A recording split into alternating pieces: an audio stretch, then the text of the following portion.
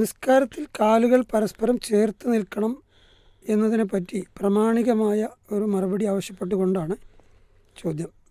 ഷെയ്ഖ് സാലിഹിൽ ഫൗസാൻ റഹ്മത്തുള്ളാഹിയുടെ ഒരു മറുപടിയിൽ അങ്ങനെ കാലുകൾ ചേർത്ത് നിൽക്കേണ്ടതില്ല എന്ന് കേൾക്കാനിടയായി എന്നുകൂടി അദ്ദേഹം സൂചിപ്പിക്കുന്നു. തസ്വിയത്തു സുഫൂഫ്, സഫ് ശരിയാക്കുക എന്നത് നിസ്കാരത്തിൻ്റെ പൂർത്തീകരണത്തിൽപ്പെട്ടതാണ്.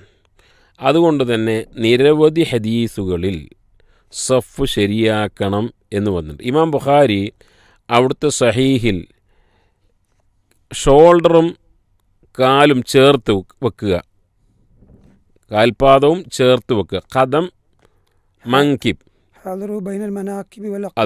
അതെ ഷോൾഡറും കാലും കാൽപാദം അടുത്ത് വെക്കുക എന്ന് പറഞ്ഞ് ഹദീസ് ഉദ്ധരിക്കുന്നു. അനസ് ബിൻ മാലിക് റളിയല്ലാഹു അൻഹു പറയുന്നു, സഹാബിമാർ അവർ പാദവും ചേർത്ത് വെച്ചിരുന്നു. അവക്കിടയിൽ ഒരു ഫുർജത്ത്, ഒരു വിടവ് ഇല്ലാത്ത രൂപത്തിൽ, വിടവുണ്ടെങ്കിൽ പിശാച് അവിടെ കയറി നിൽക്കുമെന്നൊക്കെ റസൂലുള്ളാഹി സ്വല്ലല്ലാഹു അലൈഹി വസല്ലം പറഞ്ഞിരിക്കുന്നു.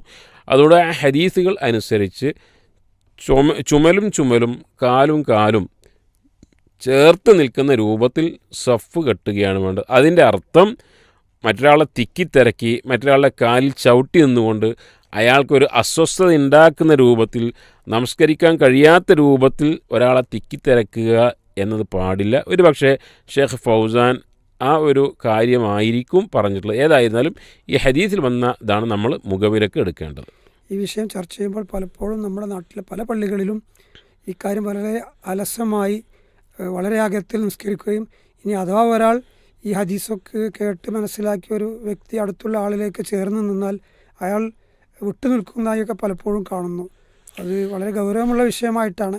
അത് ഗൗരവം എന്ന് പറഞ്ഞാൽ റസൂൽ പറഞ്ഞു, ഔല യുഖാലിഫന്ന ബൈന ഖുലൂബിക്കും, നിങ്ങളങ്ങനെ ചേർന്ന് നിന്നില്ല എങ്കിൽ, തോളും ശരീരവും പാദവും ചേർത്ത് നിന്നിട്ടില്ല എങ്കിൽ നിങ്ങളെ ഹൃദയങ്ങൾക്കിടയിൽ അഭിപ്രായ വ്യത്യാസവും അനൈക്യവും അനിഷ്ടവും ഉണ്ടാക്കുമെന്നാണ്.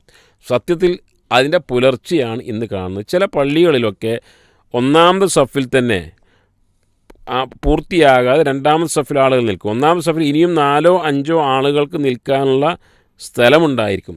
റസൂലുള്ളാഹി സ്വല്ലല്ലാഹു അലൈഹി വസല്ലം പറഞ്ഞു, ഇന്നല്ലാഹ വ മലായികത്തുഹു, അല്ലാഹുവും അവൻ്റെ മലക്കുകളും, ഇന്നല്ലാഹു യുസല്ലൂന, അവർ സ്വലാത്ത് നേരുന്നു, ആർക്ക്? സഫുകൾക്കിടയിൽ ഫുർജത്ത് ഇല്ലാത്ത രൂപത്തിൽ നന്നാക്കിയവർക്ക് വേണ്ടി എന്ന് റസൂലുള്ളാഹി സ്വല്ലല്ലാഹു അലൈഹി വസല്ലം പറഞ്ഞു. അതുകൊണ്ട് സുന്നത്തെടുക്കുന്ന ആളുകൾ എന്നുള്ള നിലക്ക് ചെയ്യേണ്ടത്, നബിയെ സ്നേഹിക്കുന്ന ആളുകൾ എന്നുള്ള നിലക്ക് ചെയ്യേണ്ടത് സഫുകൾക്കിടയിൽ വിടവില്ലാതെ അടുത്തടുത്ത് നിൽക്കലാണ്. അതിലൊരു നിഷ്കർഷത ഉണ്ടായിരിക്കണം. അതുകൊണ്ടാണ് ഓരോ സമയത്തും നബി സല്ലല്ലാഹു അലൈഹി വസല്ലം സഹായിമാരെ ഈ കാര്യം ബോധ്യപ്പെടുത്തിയിരുന്നത്. ഉമർ ഇബ്നു ഖത്താബ് റളിയല്ലാഹു അൻഹു കൃത്യമായി ആളുകൾ ഇങ്ങനെ നിന്നതിന് ശേഷം മാത്രമാണ് നമസ്കാരത്തിന് ഇമാമത്ത് നിന്നിരുന്നത് എന്നൊക്കെ ചരിത്രങ്ങൾ വായിക്കാൻ സാധിക്കും.